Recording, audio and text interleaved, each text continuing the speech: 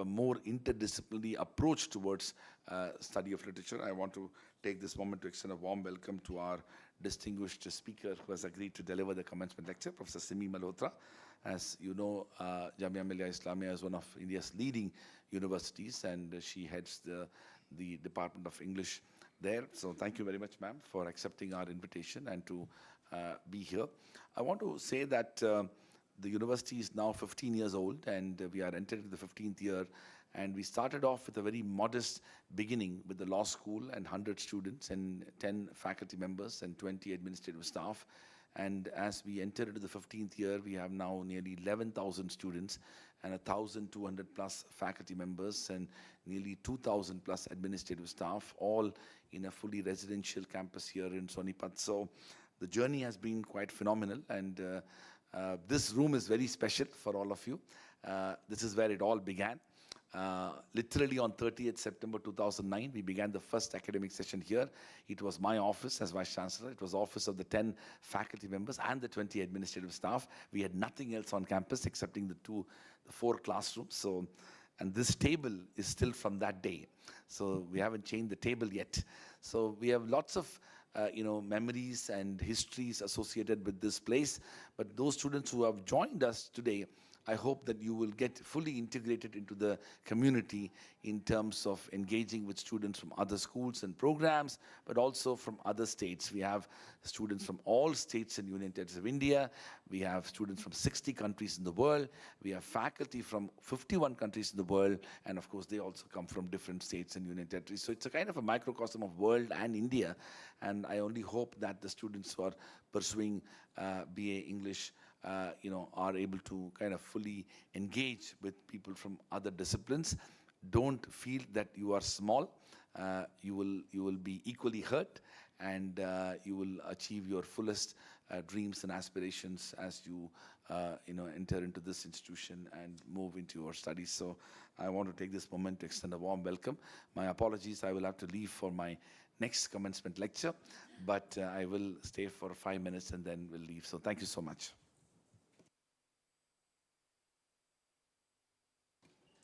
Thank you very much, Professor Siraj Kumar. A slight change of the program, not very much, but the section about, kind of talking about the BA Honors English program is in a way less important for you students who've already gone through an orientation. But I'd like to welcome our registrar, Professor Dabir Sridhar Patnaik, and also our Dean of Admissions, Professor Upasana Mahanta. Those are probably the people that you are not familiar with yet. They will both have parts in this program. Again, rather than having a section on the BA Honors English program, I'll simply ask Dr. Kanupriya to introduce our speaker. Okay, what that means is that if Professor Upasana could just say a few words at this point. Yeah. And again, if in case it's not obvious, Professor Upasana, who is a professor in the Law School of Gender Studies and Political Science, has been here for several years. She's the person who's designed, to a large extent, the admissions process, although a lot of work went into that over many years.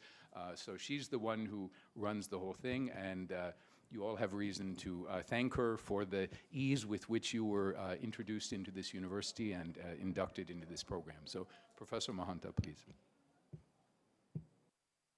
Okay. Thank you very much. Those were very kind and generous words, and I'm deeply grateful. And thank you for having me here. And I want to be very, very brief. I want to welcome all of you who have joined the 2023 batch of the BA English program. A warm welcome. I hope you all are comfortable, you have settled in. And thank you. Many of you have written to us at the admissions office, thanking for the smooth process. And I want to thank you for acknowledging and encouraging us. This is a very, as our Vice Chancellor has already mentioned, it is a smaller batch. It is a new program, and therefore it is a very dear program to all of us. We want to give you all the attention that you want and need, and you want to make sure that you are able to grow and take the best out of what OP Jindal Global University and Jindal School of Languages and Literature has to offer. I also want to say that the role of Admissions and Outreach Office does not end after you have joined. We are always there. You all are familiar with us. You know all of us. So please do not hesitate to reach out to us for any kind of support that you need going forward. We also understand and recognize that you are staying away from your families. Many of you are coming and staying in a hostel for the first time, and many of you have also approached us talking about missing home and wanting to talk to parents and wanting to be with family, and we all recognize and understand that. So do know that we are all there to support you, to help you integrate into the ecosystem of OP Jindal Global University. Do know that these are only the beginning few days. There are a lot more to come. Your classes are just beginning. This is the commencement lecture. There is so much more to happen. Your buddies are there, your mentors are there, your faculty is there, an entire administrative staff is there. It is, we are a very close-knit ecosystem. So do not hesitate to come to us for any support that you would require. I do not want to talk about the program much because you have your faculty already have oriented you towards the program. And those of you who have moved on to your second year, congratulations for successfully completing 1 year of BA English. And I hope this has been an exciting and enriching experience, and I wish you all the very best in this journey. Thank you very much. Thank you very much, Professor Mahanta. Dr. Dhingra, if you could introduce our speaker with a few words. Thank you. I should say our distinguished guest speaker. We're all speakers. Hello, everyone. Thank you for joining us here. I'm delighted to have Professor Simi Malhotra here. I've always admired her work, her role as an academic, as a teacher, as a student of Delhi University, and a distant association with Jamia University as well. So she's a professor and head at the Department of English, Jamia Millia Islamia, Delhi. Her areas of interest include literary theory and cultural studies. Her latest publications are the co-authored books Terrains of Consciousness and Multilogical Perspectives on Globalization and Ocean as a Method in 2022. And the co-edited books on food culture studies in India, consumption, representation, and mediation, and inhabiting cyberspace in India, theory, perspectives, and challenges, both from Springer in 2021. We welcome you, ma'am, and we look forward to your lecture. All right. Thank you so much. Thank you so much, of course, to the Vice Chancellor, who's here in spite of his very, very busy schedule, and to all the officials who are here. But I'm largely grateful to Kanupriya and, of course, to Professor Dennis Layton for inviting me to this commencement lecture. This is the first time I'm coming to Jindal University, though I have old friends here. But it's such a pleasure to come here and visit this university about which one has heard such a lot.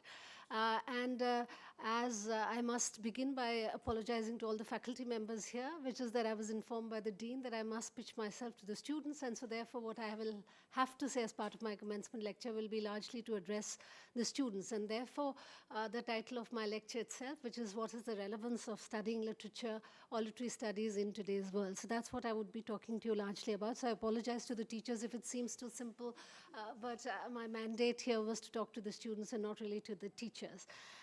So I'll begin by talking about a niggling doubt that many of you as students would have in your mind as to why must we study literature, or what is the relevance of literary studies in today's time, and especially at a time where probably you see a lot of your counterparts going to disciplines like computer science or technology, or there's of course a whole hierarchy of disciplines where disciplines are valued, certain disciplines are valued more over the others, and more we see knowledge getting instrumentalized and thought of as something which is professionalized, vocationalized, has to be packaged in employable vocational kind of tools, and therefore the relevance primarily comes from that particular idea, which is that that knowledge is valuable, which can be immediately translated into instrumental rationality of finding a vocation, finding a job, and that is what somehow seems to kind of drive our understanding of how we look at knowledge structures themselves.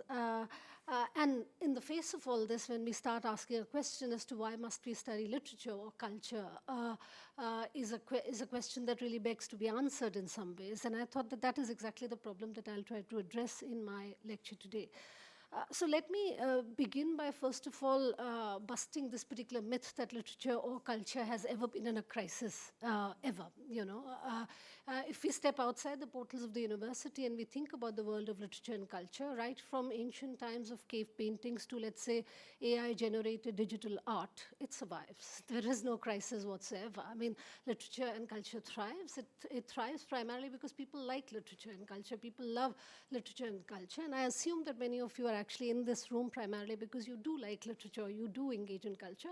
And obviously nobody is holding a gun to people's heads to actually like or love literature, watch movies, or enjoy music, or read books. And so therefore there is really no crisis as far as reading literature and culture is concerned in that sense. So what I want to say is that if there is any niggling doubt in your mind about the fact that there is there a relevance of literature and culture, historically we have seen that there is no community, there's no society, there's no conglomeration of people where there have been no literary cultures or cultures themselves. All communities find ways of expressing themselves, and they express themselves through literature and culture. And so therefore, one cannot think of any part of the world at any point of time in history where literature and culture does not exist. So if there is any doubt in anybody's mind that what is the relevance of doing literary studies or cultural studies, I mean, literature and culture surrounds us all the time. All the time we engage with literature and culture one way or the other. I mean, of course, one has to expand the boundaries of literature and culture to include all kinds of objects of study which we probably don't register or allow as literary or cultural studies, but these abound all around us. And so therefore the first niggling doubt that many students can have in their minds, that why must we study why must we engage in literary studies or cultural studies, must be answered by this particular fact that literature and culture is something which survives, has an abiding value, is something which survives. There is no part of the world which does not have its own literary and cultural output or cultural expression, and so therefore there is no crisis in terms of legitimation as far as literature and culture is concerned. So that's the first thing that I wanted to make, which is that there is no legitimation crisis, and so therefore we in literature and culture studies must not be diffident or must not be diffident or too worried about the health of our discipline in that sense. So that's the first thing that I wanted to say. The second thing that I wanted to say was that in the face of what is the current idiom of our times, which is that only knowledge which is connected to instrumentality, something which can find a job, something which can lead to employment, something which can be translated into vocation or training or skills, is recognized as valid knowledge. But if we were to really think about this as the mode of understanding what knowledge structures or knowledge systems are, and of course, if we were to therefore connect it only to our contemporary reality, that primarily our contemporary reality, whatever the forces might be, whether these are power structures, whether these are market forces, which determine for us what knowledge must be or what knowledge must thought to be in that sense, would of course give us a fairly narrow view of knowledge. Because obviously, if one were to think about, let's say, the pinnacle disciplines, like for instance, if somebody would have done computer science at a BTech degree in computer science or BTech degree in telecommunication 15 years back, that person would be completely irrelevant in today's time, isn't it? I mean, so therefore, if we start talking about relevance in terms of relevance primarily draws itself from a certain idea of employability, a certain idea of relevance which primarily gets driven by what is employable in terms of immediate skills and immediate things which can be translated into objects or as connected to employment, then obviously that's not true even of disciplines which probably in a hierarchical way we look at in competition to ours. And I don't really want to go into this debate, but these debates are fairly old debates. I mean, Kant, long ago in many years back would have talked about competing of faculties, or even, let's say, for example, a famous philosopher called Friedrich Nietzsche, when he had started to teach in, let's say, University of Basel, the first lectures that he gave was on anti-education. So, I mean, these debates, in other words, that we're encountering in 2023 have been debates which have been debated in faculties of humanities and social sciences for a fairly long time. And obviously, I mean, whether it's Kant or whether it's Nietzsche, 100 years old or whatever, and here in 2023, these disciplines have survived. So therefore, I don't really think that we need to really worry so much about that. And what one needs to also understand, therefore, about understanding knowledge only from a point of view which comes from an instrumental rationality and instrumental ways of looking at things, things which can only be translated into objects which are employable, or skills which can be translated into direct actions or application, etc., etc. Like I argued, that essentially if we think about knowledge only as something which is linked to this instrumental view of what knowledge is, then that knowledge, if it is connected to the here and now, will get outmoded much more quickly than we imagine it to be.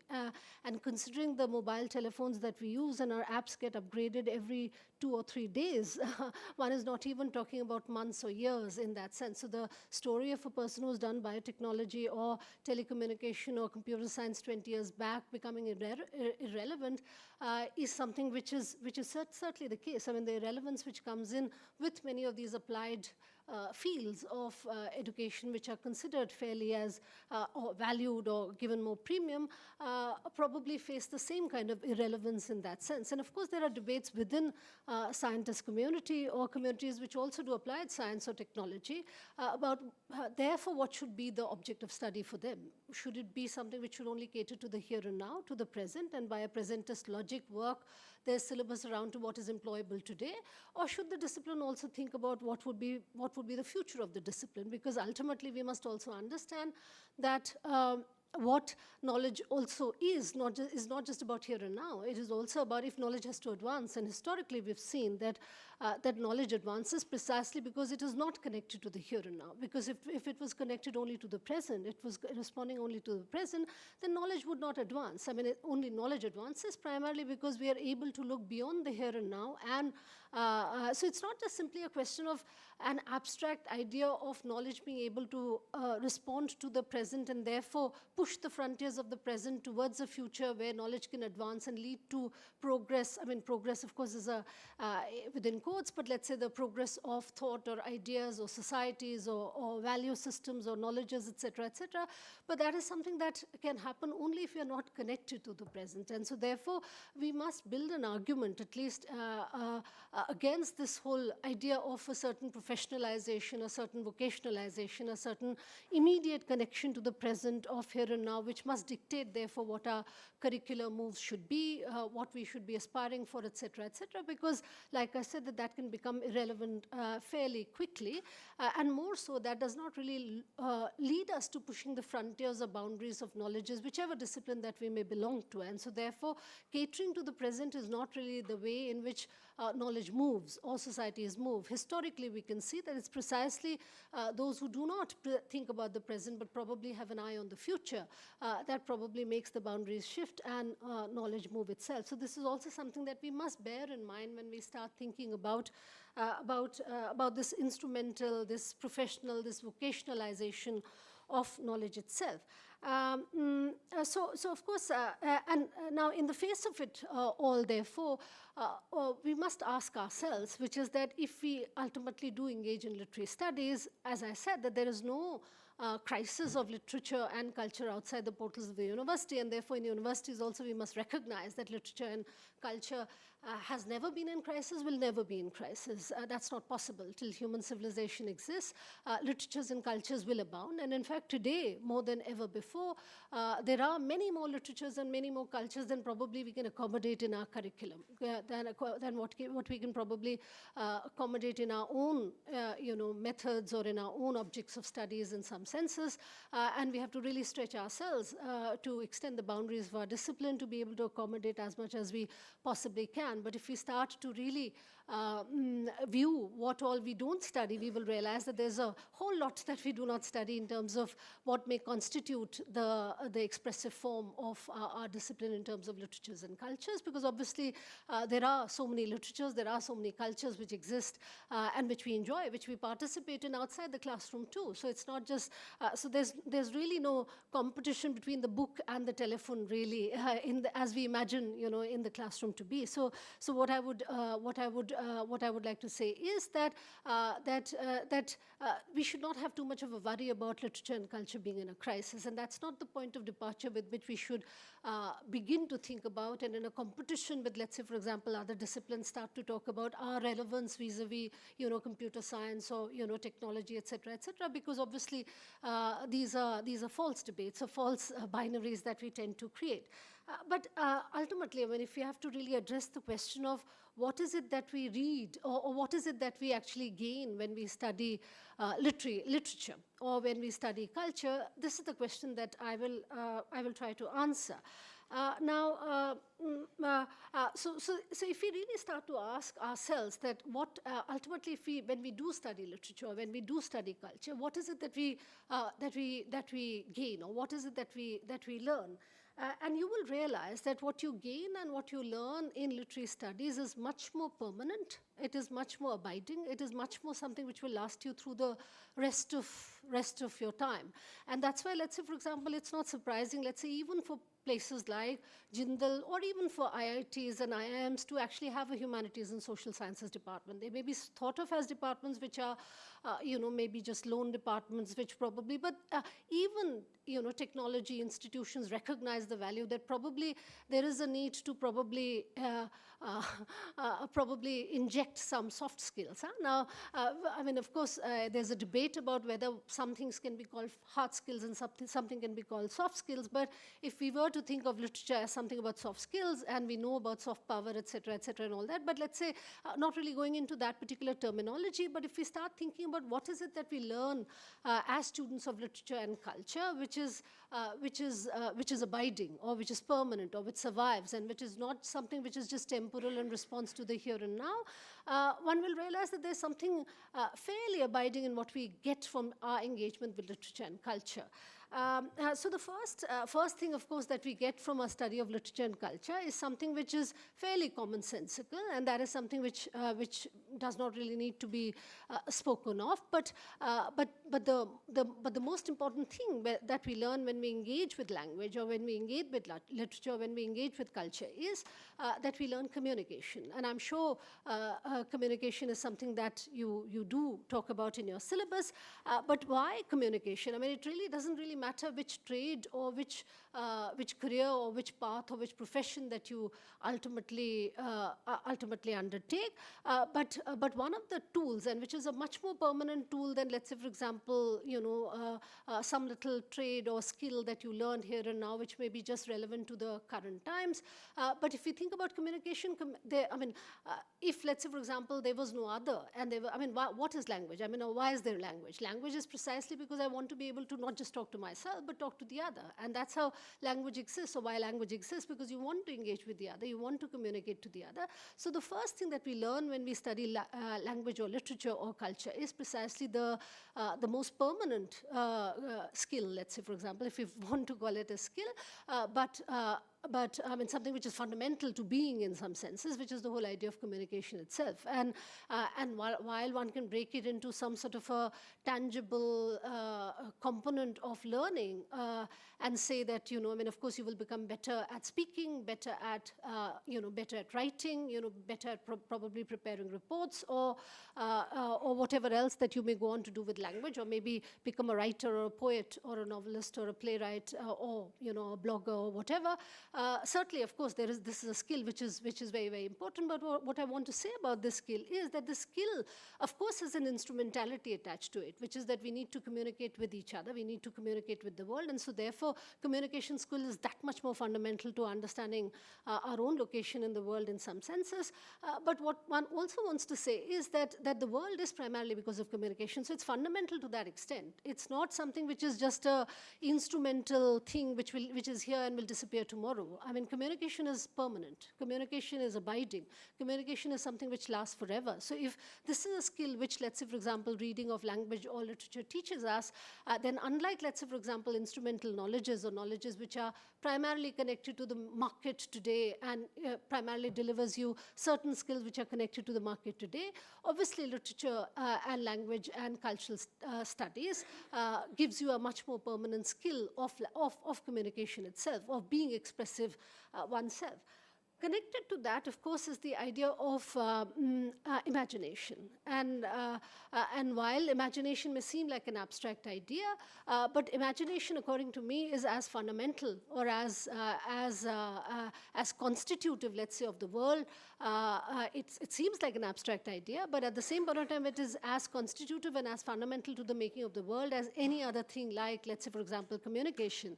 And so since we engage essentially as students of literature with imaginary worlds in literary documents, in culture, in cultures that we encounter, where we see a play of imagination, imagination in that sense is a very, very important cornerstone of what you would be engaging in when you study literature and culture. And imagination is a very key component for understanding the world itself. I mean, so if we have any views of the world, or if we think historically also, how worlds alter, or how worlds transform, or how worlds change, it's primarily because there is a kernel of an idea somewhere, an imagined idea somewhere. An imagined idea of another world is possible, or another alternative reality is possible. And that primarily comes from imagination. And since as students of literature and culture, you'd be essentially dealing with a world of imagination, it'll give you many ideas to play with, to think with, to engage with, to work with, to be able to actually think about possible worlds which may be possible. And so therefore, let's not think of imagination only as an abstract idea. Let's, as students of literature and culture, play with this idea of imagination. You're young people who should be able to play with imagination, and that's precisely how all the inventions and discoveries happen, because somebody somewhere imagined something for us, and therefore imagination is that fundamental an idea in the field of literary and culture studies, and like I said, much more permanent, much more abiding, much more persistent, much more pervasive, much more transformative than, let's say, for example, a simple skill of repairing something or something. So this is, of course, the second value of studying literature and culture. The third thing, and which I think is very, very fundamental, is that since by definition literature and culture, or the experience of reading and literature and culture, is an experience of dislocating oneself. When you read a world, when you read a novel, when you watch a movie, you get transported from your here and now, from your present, into another world, into another time, into another temporality, to another space. And this whole idea of dislocation, this whole idea of dislodging yourself from your present, from your here and now, and this is exactly a value that I'm saying is actually a good value, because we must not fall for the logic of presentism and only respond to what is the present. Otherwise, how does one move forward or imagine another world, another reality in that sense? So the experience of literature itself, or the experience or the encounter of literature and culture itself, is something which is linked to the idea of being dislodged from the here and now, to be transported into another world, to be transported into another time. And this engagement, to my mind, is a very, very important engagement, and this is our experience of literature. I mean, it doesn't really matter whether I'm reading, Harry Potter and I go off to, Hogwarts, or whether I'm reading whatever else and I go to Malgudi. It doesn't really matter, but literature has the ability to be able to dislodge me from my present, from my here and now, and to take me to another time, to take me to another place. And that's the experience of encountering literature and culture. And this encounter of literature and culture, which has the ability to be able to dislocate us, to be able to dislodge us, and to take us beyond the here and now, take us beyond the present, take us beyond what tries to hem us into the logic of the times, tells us that this is exactly how the world is, this is exactly how the norm is, this is exactly what the given is, etc., etc., and giving us a special lens to be able to look at things critically. And this, of course, is a very, very important thing that you will encounter as you start studying literature and culture in your classrooms, which is that to not just fall into what is the given, or what is given to you as, so when you read a text, you don't just read a text as a given text. The text is only a peg for you to not just engage with that particular reality as it is depicted in that text, but to also connect it to your own reality, to use it as a peg to also start asking questions of your own reality, or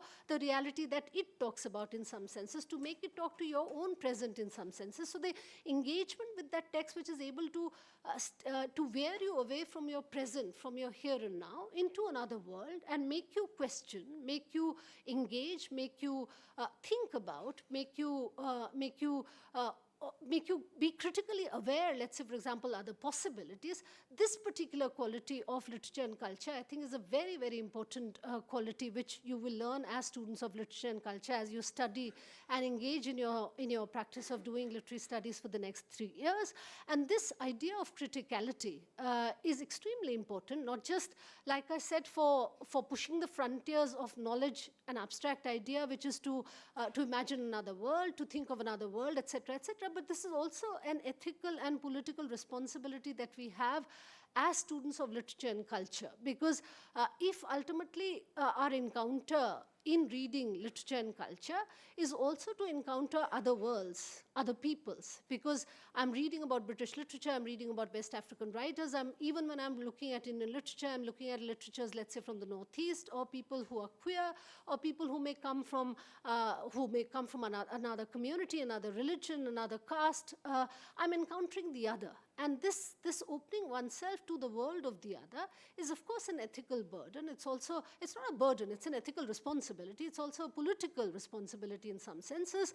And this whole idea of being dislodged from one's own self and opening oneself out to the world of the other, to the world of the other may be whosoever, and there are numerous worlds in that sense. This whole act which is performed by our encounter with literature and culture, which dislodges us from our own self and takes us to the world of the other, is not just it's not just a critical act, but this is also an act which is an ethical act. It's also a political act in some senses, because it opens ourselves to other worlds, to other peoples, to other communities, to other ways of being, to other languages, to other practices, to other beliefs, so to say.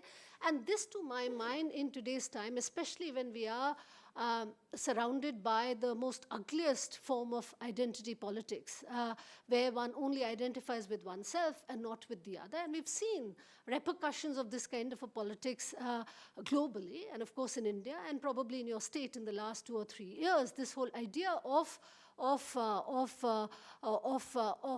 only identifying with oneself and not have anything to do with the other, this boundary that we create in some senses.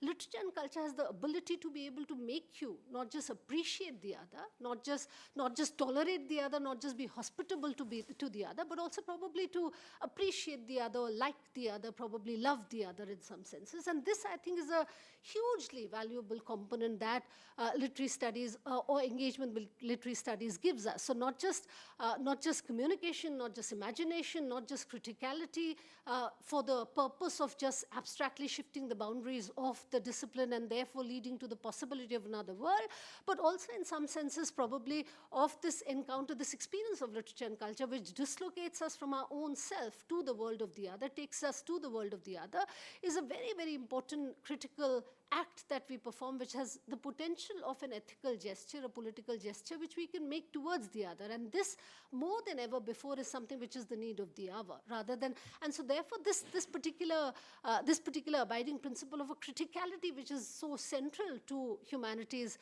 and to social sciences, and of course to literature and culture studies, which does not take things at face value, but questions things, engages with things, asks us to think beyond the here and now, beyond the given, beyond the norm, beyond what is considered dominant, is something which is a hugely abiding value. And to my mind, and this is what I would say to the young people here, that what leads to transformation in society is not by conforming to what the norm is, but precisely by being able to challenge and question the norm. And that's precisely how all transformations have happened, whether they be in the field of science or technology, or even in the field of human societies or human civilization or history in that sense. And so therefore, this aspect of questioning, this aspect of criticality, this aspect of being suspicious of all that is given, is actually a very, very abiding principle, and it's a very permanent principle. In fact, I had promised Professor Layton that I'm not going to do any name dropping and talk about any philosophers or any books or whatever, but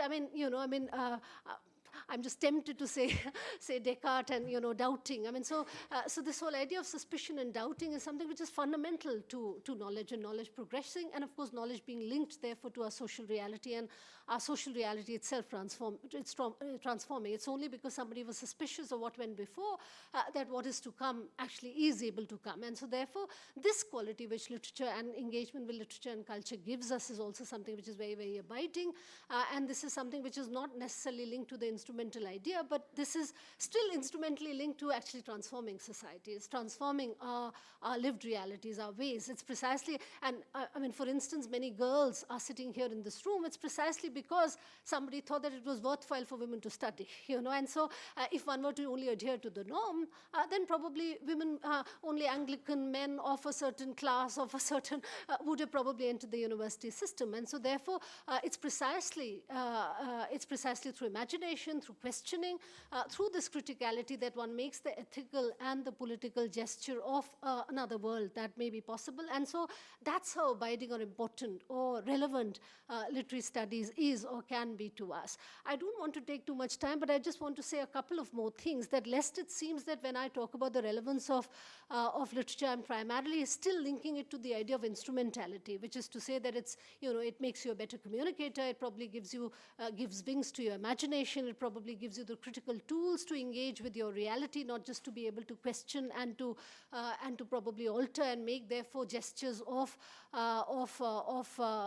which have ethical and political value for our own times in some senses, and also therefore have the potential to transgress, cross borders, and transform society, etc., etc. It would seem that I'm still trying to talk about relevance as something which is only linked to what may be certainly still considered as instrumental, which is linked to transforming society, etc., etc. But if we were to step back from this for a moment and start thinking about how does literature and culture survive outside the bachelor's curriculum or the master's curriculum, we would realize that literature and culture survives primarily because there is a sanction given it to by people, by community. People like literature, people like culture, people like to engage with culture. They like to express themselves through poems or to sing a song or to have a dance and so expression or expressiveness to one's own being is a state of being in some senses, and that's something which survives primarily because people like it or people love it, people feel passionately about it. And so therefore, as young people, when you're starting off in your curricular engagement, and I'm sure many of you would have probably come to literature and culture or to study of literature and culture precisely because you do like to read, or you do like to watch movies, or you do play games, or you engage in whatever forms, or you enjoy memes or the creativity or the imagination for meme, etc., and all that. Then this is also something that we must not forget in our curricular engagement, which is that one of the values that literature and culture also gives us is not just this instrumental way, but of course, if we extend the boundaries of what is instrumental, then probably liking something or loving something is also very, very fundamental and abiding to our being in some senses and is permanent in some ways. And so therefore, we must also not forget that one of the ways in which literature and culture survives, enjoys this superabundance or plenitude in our today's time, and there's only literature and culture that we engage with all the time, is primarily because people like it, people love it, people feel passionately about it. It has the ability to move us. It has affective qualities of making us, feel or cry or love or laugh or whatever, etc., etc. And this particular idea or engagement of literature and culture is also very, very abiding. No societies have existed without these emotive, aesthetic, political, affective qualities of literature and culture. And so therefore, this particular element is also something that you must keep in mind.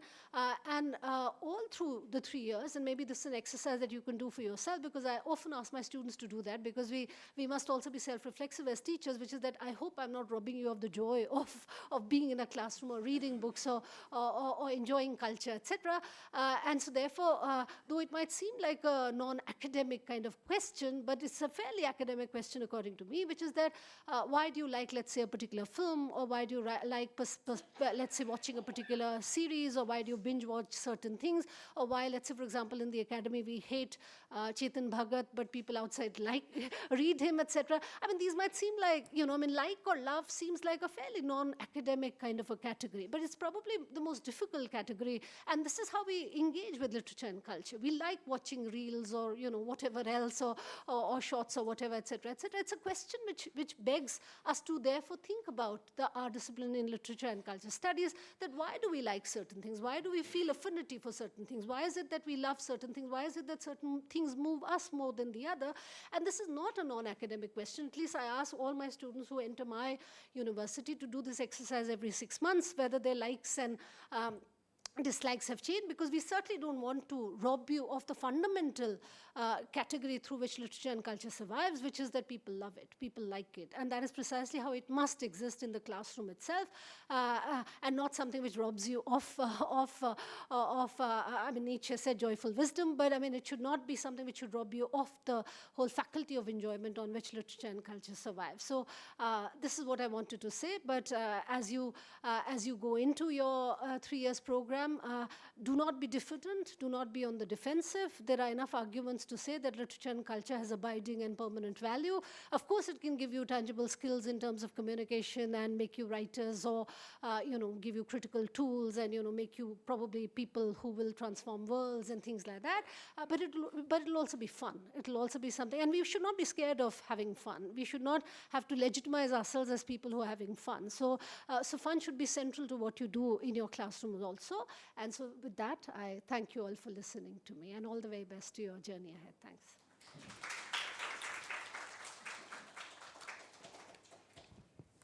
Thank you very much, Professor Malhotra. Very thoughtful exploration or tour you've given us about some key issues and things that teachers and students think about and wonder about all the time. And in some ways, you're inserting the word relevance in the title of something you evaded, which I appreciated. I mean, you kind of resist the requirement to talk about relevance, and I think that's something we should take very seriously. I now request our registrar, Professor Patnaik, to give a few concluding remarks. Professor Patnaik. Thank you so much, Dennis. Professor Simi Malhotra, welcome to the university. It's such a pleasure listening to you. Although I must confess, I'm not a person from this domain. I'm a law professor. But what makes this lecture all the more interesting is the way you ended it and some of the key aspects that you touched upon. And since there are all new students and probably even some returning students, first of all, congratulations to you and your team and the school for starting off on a successful academic year. We launched this school at during the pandemic, right? And last year we welcomed the first batch of students. So yeah, it's very important, as Professor Simhi Malhotra mentioned, you need to enjoy your classroom experiences. You need to be intellectually stimulated, morally stimulated, and joyfully stimulated as well. And as a registrar of the university and as a teacher, I can say that you will have plenty of those opportunities when you start your classes, which I presume you already have your classes going on, because here we do follow a certain student-centric and learning outcomes-oriented approach to imparting education, wherein you can explore your own thoughts, your ideas, and then bring yourself into the classroom instead of learning something in a very routine or in a very mundane manner. So that to me shall give you some joy. And what's more important, as the distinguished speaker rightly mentioned about the implications of studying literature, these have a direct bearing on the principal outcomes of your graduate attributes, right? Which not only just learning the subject, but even trying to understand the society where you are in, and the society, the immediate society around you. That's the university, the diversity, the heterogeneity, the kind of pluralistic society that you are in within the university and even outside the university, in addition to certain other transformative skills like developing, the critical thinking attributes and all. So it's going to be a great time, but nonetheless, I would appeal to each one of you as you sort of gestate into becoming full-time university students, as this is a university and then you do have some freedoms, but do exercise your freedom with discretion. And it's important that you take up your university citizenry with a sense of responsibility, and then do follow all the norms and the various other sort of directives that come to you from time to time from the school and the university, and that's so very important. While you appreciate the diversity and respect others and become more responsible for your own work and life, and even have that respect towards others, so that the place can become all the more harmonious and all the more egalitarian. And that's what I would wish that you would exercise during the period of your studies over here, and even in the future. So on this particular note, I join all my colleagues and even the distinguished speaker in welcoming you to the university, and I wish you all and the faculty members and of course the Dean, Professor Dennis Triton, a wonderful academic semester and year ahead. Thank you so much, and thank you so much, Professor Malhotra.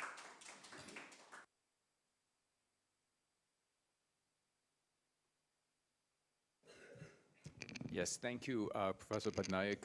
I request my colleague, Dr. Kutuni Chakravarti, to help us give a few mementos of the occasion to Professor Malhotra.